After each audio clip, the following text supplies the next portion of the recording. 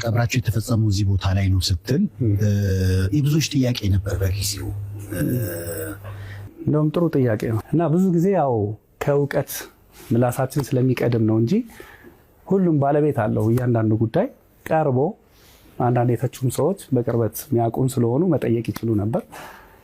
ኤንዌይስ የሆነ ሆኗል። የፈሰሰ ውሃ አይታፈስም። ግን ለአውቆ ለተኛው ሳይሆን ጀስት ባለማወቅ ውዥንብር ውስጥ ላለ ማጥራቱ ጥሩ ስለሆነ በዚህ አጋጣሚ ላንሳው። ይሄ ምልህ 7000 ምናምን ካሬ ሜትር አሁን የተያዘ ሳይሆን ከ20 ዓመት በፊት የነበረ ይዞታቸው ነው እና ይህ ይዞታ እሳቸው መንፈሳዊ ቅድም ያልኩ በገጠር ያሉ ኢትዮጵያ ውስጥ ከ3000 በላይ ሐሪማዎች አሉ። በገጠር ውስጥ ምንድነው እንደ ከተማ መስጊድ ብቻ ሳይሆን የሚኖረው ሙሉ የሃይማኖት ተቋም ነው፣ መንፈሳዊ ተቋም ነው እና ልክ እንደ ገዳማት ልንወስደው እንችላለን። ስለዚህ ይሄን ነገር እዚህ ማስቀጠል ስለሚፈልጉ ነው እና ሲጀምር የመጀመሪያው የተሳሳተው አባባል ቤታቸው ተቀበሩ የሚለው ቃል ነው ትንሽ ውዝግብ የፈጠረው። ቤታቸው ሳይሆን የተቀበሩት ተቋማቸው መስጊዳቸው፣ ከመስጊዳቸው ጎን ደግሞ መካነ መቃብር አለ 1000 ካሬ ሜትር የሚሆን ማለት ነው። ይህ መካነ መቃብር ቀደም ሲል ከ4 እና 5 ዓመት በፊት ኦልሬዲ ለከተማው አስተዳደር ባለው ሕግና ደንብ መሰረት አመልክተው አስረድተው የከተማውን መስተዳደር ምክንያቱም እንደ ገጠር ቢሆን ፍቃድ ምናምን እንዳይፈልግ ይችላል። ከተማ ስለሆነ ሕግና ስርዓት ስላለው ነገ ጧት እኔ ብሞት ብለው አርቆ ስለሚያስቡ ይሄ ነገር ውዥንብር እንዳይፈጥር በሚል የከተማውን አስተዳደር ጠይቀው እዛ ቦታ ላይ የመቃብር ስለማይል ላንድ ዩዚንጉ ፕላን ኮሚሽን እዛ ቦታ ቅይጥ ወይንም ሌላ ተቋም የሚለው ላይ 1000 ካሬውን ነጥሎ ስኬች በማድረግ ለመካነ መቃብር መልካም ፍቃዳቸው ስለሆነ ከመስጊዳቸው ጎን ለማረፍ ለመቃብር አገልግሎት እንዲውል ብሎ በፈቀደው መሰረት ምንም አይነት የህግ ክፍተት የሌለው ነው ማለት ነው። ከህግ አንጻር ስናየው ወደ ሃይማኖቱ ስንመጣ ሸሪዓ ህግ ላይ እስልምና ላይ ከመጣን መነሻችን ነብዩ መሐመድ ናቸው ሰለላሁ ዐለይሂ ወሰለም።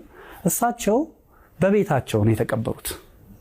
ቤታቸው ውስጥ ነው የተቀበሩት። በአሁኑ ሰዓት መዲና መስጊዱ ነው ተስፋፍቶ ቤታቸው መስጊዱ ውስጥ ገብቷል። አሁንም ቀብራቸው እዛ ነው ያለው።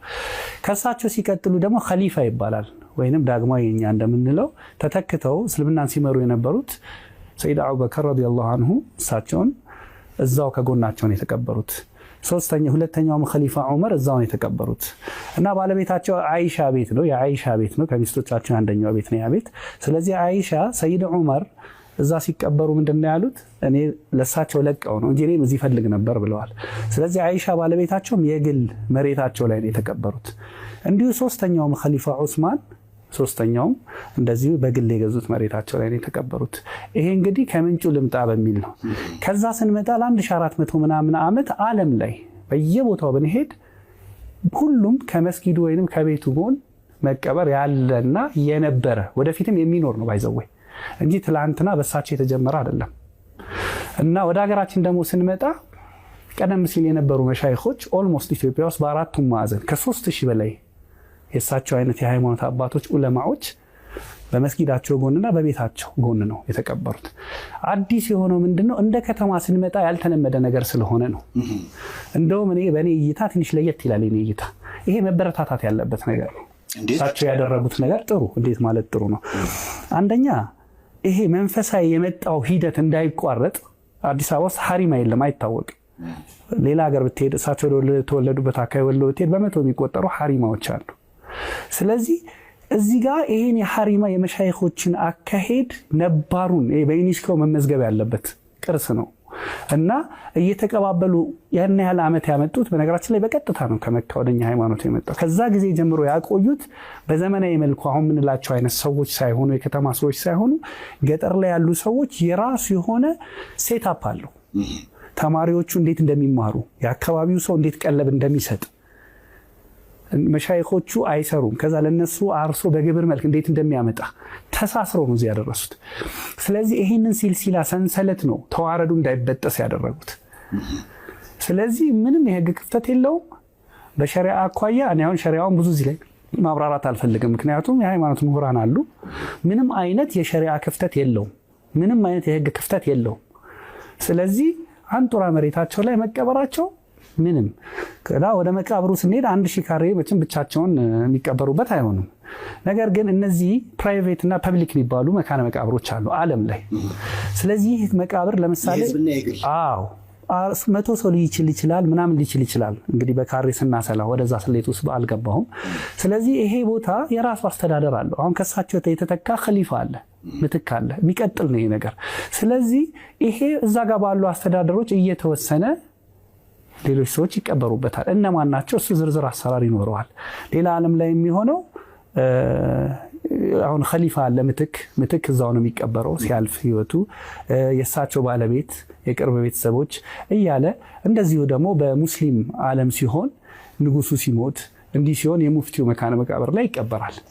ስለዚህ ይሄ እንደ አማኝ ስናየው ሁለት ነገር ነው ያለው።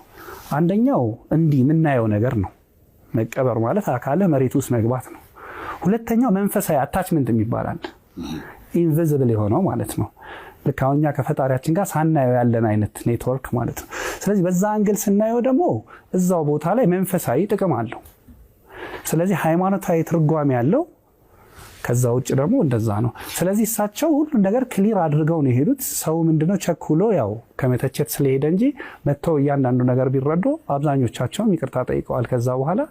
በዚህ አጋጣሚ ከዚህ በኋላ ይሄ ርዕስ ባይነሳ ደስ ይለኛል። እኔ ፍሪፍ ካደረገ ሐሳብ ከሚያነሱት ሰዎች ጋር እነዛም ሰዎች ይዘው ሐሳባቸውን የሚከራከሩበት ነጥብ ካላቸው የበሰለ ሰው ተቀራርቦ አውርቶ ነገሮችን መፍታት ላይስ ከምን ደረሳችሁ? አዎ እንግዲህ እኛ ከሳሽ አይደለንም። ስለዚህ እኛ ትክክል ነው የሰራነው ነገር። አክቹአሊ እኔ አይደለሁም ያደረኩት ይሄን ነገር፣ ወይንም አሁን ያለን ሰዎች አይደለም። ኑዛዜ ነው የተፈጸመው። ኑዛዜ ደግሞ በሸሪዓው በእምነታችን መፈጸም ውዴታ አይደለም፣ ግዴታ ነው።